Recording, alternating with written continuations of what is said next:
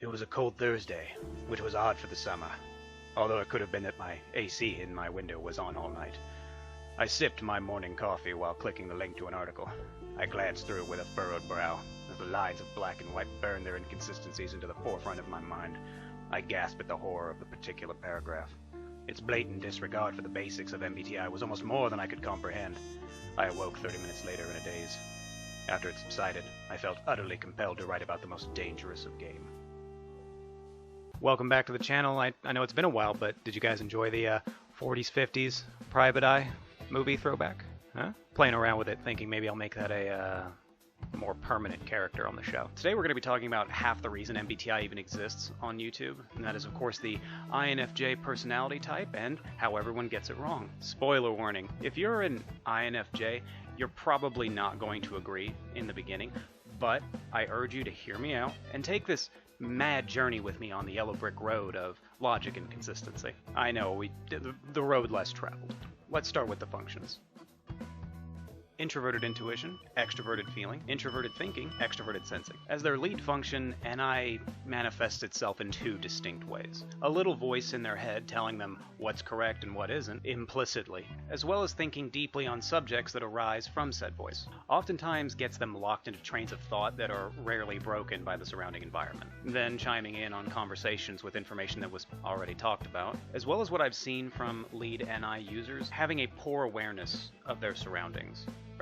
Are you seeing how it's a little different from the typical INFJ explanation? Next is the FE, which is a function I never get tired of explaining, no matter how many times I have to explain it.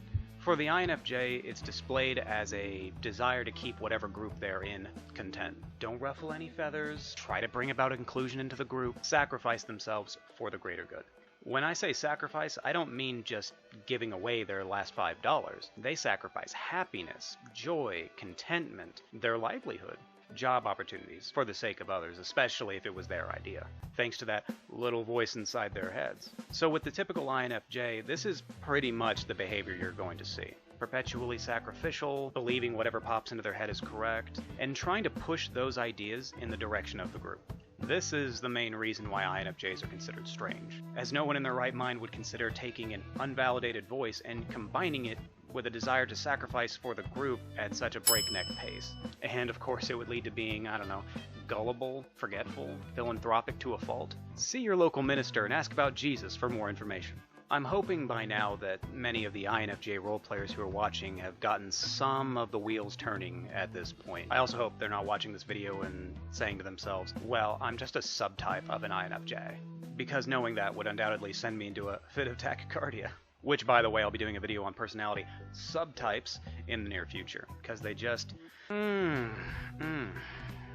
Alright, so we know how an INFJ acts, but how do they balance out those insane ideals that make them go full-on Mother Teresa? Well, their next function is TI, thank Christ, no pun intended. As the INFJ gets older, it becomes a little more prevalent in their lives, but in the more beginning stages, it's a benign desire to have and understand logical reasoning, although it will always take a back seat to what the voice in their head dictates. It's seen being used to help other people understand their rationale. They can generally think clearly, especially when presented with a logical process, so they're relatively malleable if you can explain why and it actually makes sense, even if it's going against the group. And now on to the least favored of their four-function stack, extroverted sensing. Due to being the last slot, it unfortunately conveys a level of dismissiveness to what's going on around them. You know, like when I tell someone they're not the personality type they want to be. It's not intentional though, it's just a byproduct of what happens when you have intuition in the lead. But once in a great while, they'll realize they've ignored it for too long and see the symptoms. Messy room, gain some weight, dishes are piled up, you get the idea. So it prompts them to care enough about the subject to talk about it, but oftentimes not doing anything significant about it. Which for the INFJ means they'll dive into their unsubstantiated NI to come up with a solution for the problem, and make attempts at including as many people as possible into the solution. I've gained some weight, so we should all go for a jog in the morning. Or we should switch to low carb, which by the way, contrary to popular belief, INFJs don't actually like to be alone, they just feel like they're forced to. INTJs love being alone, though they're like a 70-30 split. So now that the function portion is over, some of you are probably remembering the stereotypes you've heard about INFJs. Maybe they don't make as much sense as they did before, but if you haven't been drove away yet, we're going to go over some of those wonderful INFJ facts that run rampant through the internet, just for the hell of it. Barring my own logical sense of the subject, nowhere in their preferenced function stack does it indicate that they're in tune with their feelings or the feelings of others. That's the NE-FI combo that most people get confused about. Not to say that INFJs don't have feelings, or that they can't possibly understand the feelings of others, but they're going to prefer coming up with logical and oftentimes out there solutions to their problems or the problems of others. I'm not sure how you might define extremely, but for me, it's the mad scientist who hasn't seen another human being in years and gets their necessities delivered to their evil lair.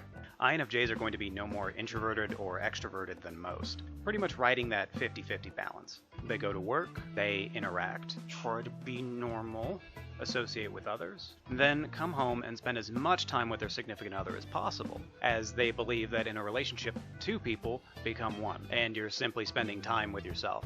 They're like the symbiote from Spider-Man. Not saying that no one needs alone time now and again, but if your INFJ is super into you, they won't leave you alone for very long. INFJs, in comparison to the average person, knows absolute shit about other people. They might believe they know a lot about people as per the usage of NI, but in reality they know very little. They simply take cues from the people around them, how to act, what to say, right attitude. They never see a double cross coming for whatever reason, never suspect that their friend will flip on them at the last second. They're always so dumbstruck on why people don't love each other, and it's up to them, of course, to make things right. Usually in the form of doing all the legwork to help someone get something that they otherwise wouldn't have gotten on their own. I've also found that they're prone to absorbing beliefs about people through mainstream media, as their subconscious, or NI, picks up on that information and is concerned with the people involved. This one is kind of true, but not in the way that it's described. People understand what you do. People understand why you do it. Which, by the way, is why you get taken advantage of so much. They just don't understand how a person could continue to do it. Day in, day out. Why someone would care so little about their own hopes, goals, dreams, just to indiscriminately help someone else. People understand you. They just think you're weird.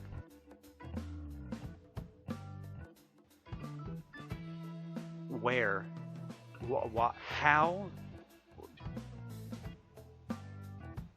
Where in this function stack would it suggest that it screams loyalty? Oh, wait, I got this. Wait, just grab, hide it, fixed. INFJs love going against tradition. Anything new, anything abnormal. In terms of political beliefs, though, they'll go with what they believe the masses believe in, hence the mainstream media remark, which is subject to change.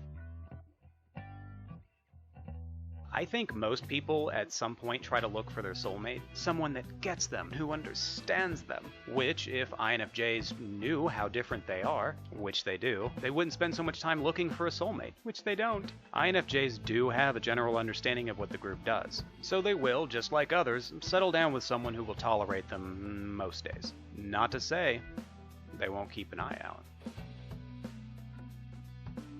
Not as long a video as I wanted to do, but I think this about concludes my most infuriating video yet. Most people that call themselves INFJs are the exact opposite of what I just got done explaining. Most stereotypes are created by people who want to be rare, so they can further bolster their own personal identity. They take a shitty online test, answer in a way they wish they were, then project their own personal behaviors onto what they believe an INFJ is. I think perhaps a better way to figure out your type is to look at the perceived negatives of that type and see if they apply to you. That way you can have a look at yourself privately and have a more honest conclusion. And that's enough video for me today, I think. If you liked the video, be sure to like and subscribe. Leave a comment with examples of you coming across someone who claimed to be a personality type that they clearly weren't. I personally love seeing them. I love seeing those examples. They get me out of bed in the morning. And I'll catch you next time.